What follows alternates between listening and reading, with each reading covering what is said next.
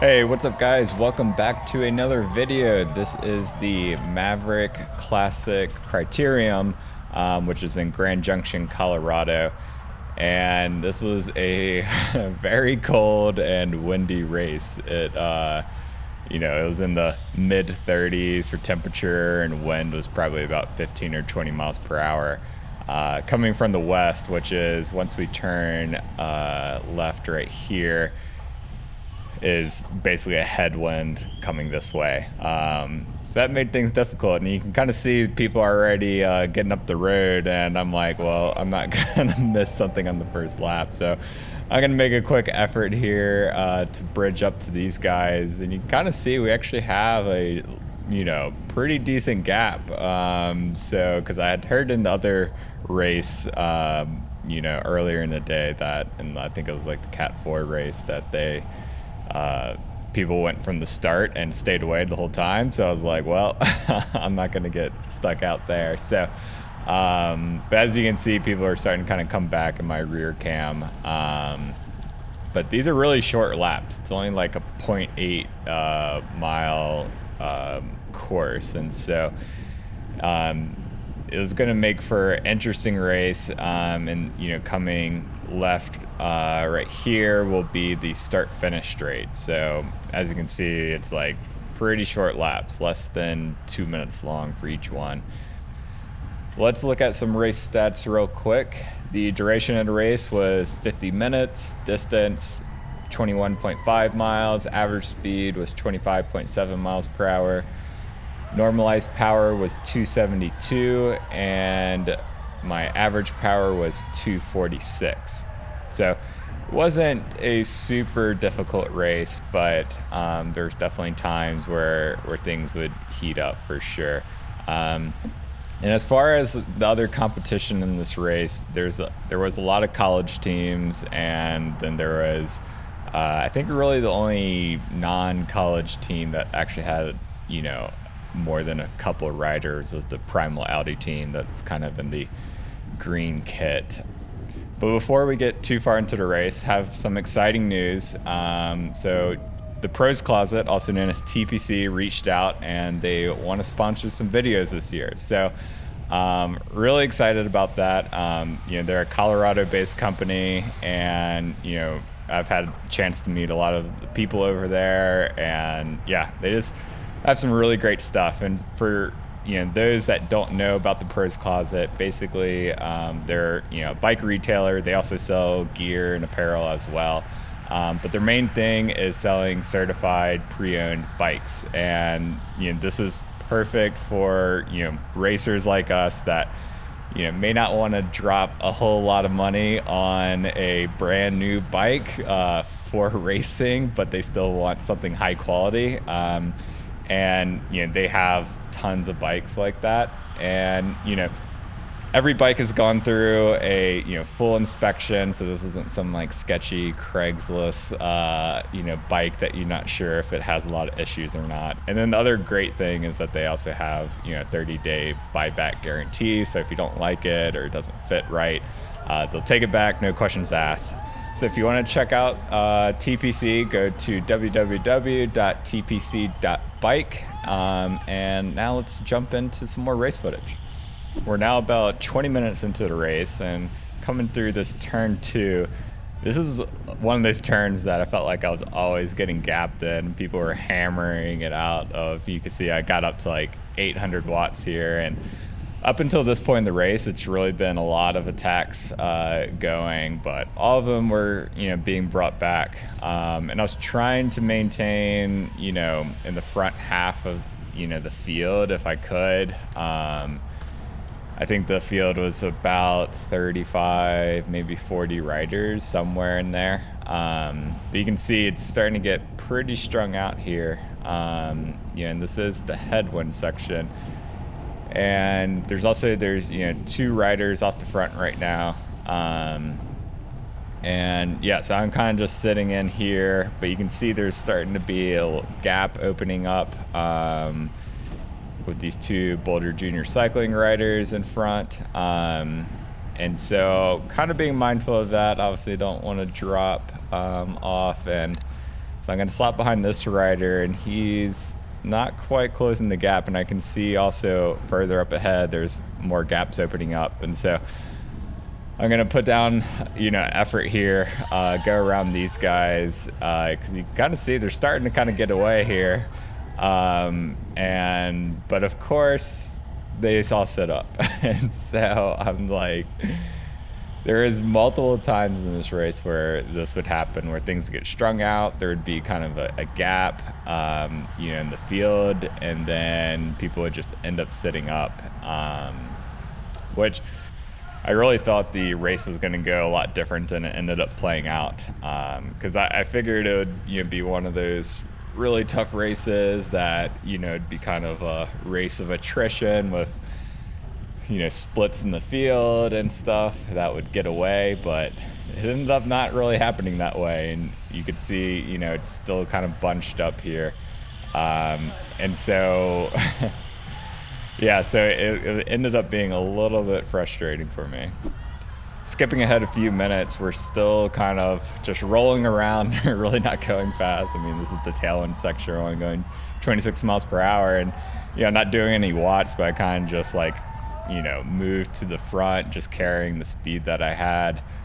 You can see these two riders have a little bit of a gap, and of course, these are the moves that I don't know why, but they end up always working, where people just kind of roll off the front rather than attacking off the front. And I'm still on the front here. I figured I'd do like a quick pull since I was here, so I'm just kind of like mid to low 300s for the most part.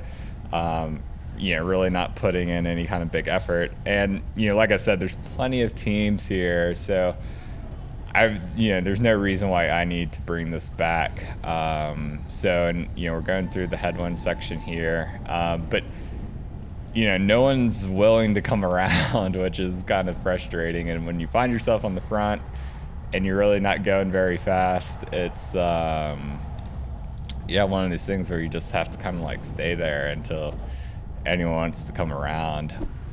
So there really hasn't been any kind of effort to bring this back, and you can see now there's an attack going up on the right side. So I'm going to follow this. These are the kind of things that are good to follow when you're at the front. And we actually kind of, you got a little bit of a gap, not too much though. But I'm just going to kind of hold in the wheels here, and see if we can actually start making a dent into the guys that are off the front, because they actually have probably like 20 seconds now, maybe a little bit more. So it has been increasing the gap because of being super unorganized on the front, with people really not working to bring these guys back. And so kind of moving up on the outside here and coming through this, and this is where people just kind of sit up. And this is where I was gonna attack, since people were kind of setting up, but obviously you can see there's really no place for me to go here. But this mover kind of moves over to the left, and so I'm like, all right, well, people are going super slow. I'm gonna attack right here, and see if I can actually bridge up to the guys up front. And yeah, so put it in a big effort here, kind of get an instant gap. Obviously it's not super ideal to attack when you're like kind of right on the front, but it is what it is. This is also kind of my last chance to go before I kind of needed to rest my legs for the sprint. So eating a lot of wind here through this headwind section, but you're still up to 28 miles per hour. And I see one rider up here, but I don't see the other guy, so that's a little concerning. So we kind of make this turn here, and I can kind of see that it's the Primo rider, but the guy that he was with is nowhere to be found. So, and then I also, at this point, kind of look back and see that the field is kind of coming up on me. So I'm going to pass this guy on the inside, but then I'm going to kind of, set up a little bit, since everyone's on me. But you can see that guy just made that last turn there. So it made a little dent into his lead, but I mean, he's still, 15 to 20 seconds up the road. And I'm like, okay, this isn't going to be possible for me to bridge up by myself. And, it didn't seem like anyone was going to work. And come to find out, he's the guy that's up the road who ended up winning, is, a really good triathlete. So, these kind of steady state efforts is, obviously what he's good at. And yeah, so now it's just a matter of, it's going to be a race for second place. And I'm going to kind of just mostly sit in until the last couple laps. We are now coming into 2 laps to go, and that guy off the front has extended his lead. And yeah, so, we only have about 3 minutes left in this race, because like I said, these are, pretty short laps, being only 0.8 miles. And yeah, so I want to kind of maintain being in the middle of the field right now. I don't quite want to move up too far. And one of the reasons for that, normally I am kind of wanting to be a little bit further up at this point in the race, but since there's no organized lead out, things are kind of slow. I don't, want to find myself, on or too far near the front. 'Cause I figured there's going to be some good places to move up a little bit later. So right now I'm probably 20th wheel or something like that. But also trying to be mindful of not being too far back here. And so gonna start trying to move up here a little bit, because coming into 1 lap to go, I was probably thinking of being around like 10th wheel. So have a few spots to move up here. But one of the great areas to move up was on the start-finish straight on the inside. That seemed to have been open most all of the race. So that was kind of my plan. And so I'm gonna kind of move up through the middle here and then try and position myself more on the inside of this turn, so that then whenever I get onto that start-finish straight, I'm able to, be on that inside, but someone kind of was on the inside of me, but I'm able to move up here. And yeah, so now I'm sitting pretty good. I am kind of in this front part of the race, roughly probably about 10th wheel. And I'm just waiting for people to go. And sure enough, right at the start-finish straight, someone goes. And so the speed is now finally picking up. And yeah, so I'm kind of slotted in here. And what I'm really trying to do is figure out, like, okay, who's going to be the people that are going to be in the lead out. And I see 2 CSU riders. So my plan is to try and get onto their wheel, because it seemed like they were the only team with numbers at the front, even though it's just 2 of them. So gonna eat a lot of wind here though, and this is kind of my mistake. It's obviously easy to look back and see the mistakes, but I am gonna bridge up to these 2 guys. But the problem ends up coming that their lead out guy is completely dying here. So I'm thinking about going around, but then it seems like this guy's gonna give a little bit more of an effort, and so I'm gonna try and slot back in, conserve my energy. But you can see my heart rate is really high here. And this guy is just completely dead. So this kind of, screws me. And so I'm going to have to go around using way too much energy before we even get to the sprint. And, we're going to take this final turn. I'm in, 3rd place, not counting the guy off the front. And I just really didn't have the legs after that huge effort. Only got up to like the mid 800s. And so I get blitzed by these other guys coming around me, and then pipped at the line by my friend, which was annoying.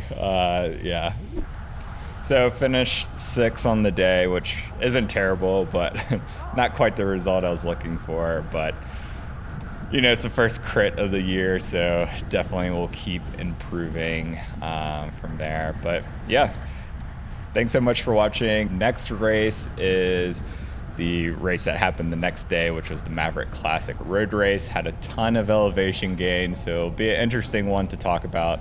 Also, even colder weather, which was not fun. So definitely subscribe and stick around if you want to see that, and I will catch you on the next one.